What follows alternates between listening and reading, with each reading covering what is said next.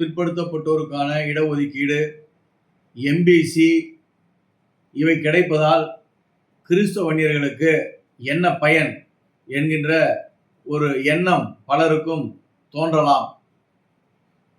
அரசினுடைய அனைத்து உதவி திட்டங்களையும் பெறுவதற்கு, கல்வி நிறுவனங்களில் வாய்ப்பு கிடைப்பதற்கு, அரசு துறைகளில் வேலை கிடைப்பதற்கு, அரசினுடைய கட்டண சலுகை அல்லது ஸ்காலர்ஷிப் கிடைப்பதற்கு, பதவிகளிலே வயது வரம்பை உயர்த்தவோ தாழ்த்தவோ இதற்கான முன்னுரிமை அளிக்கப்படுகின்றது.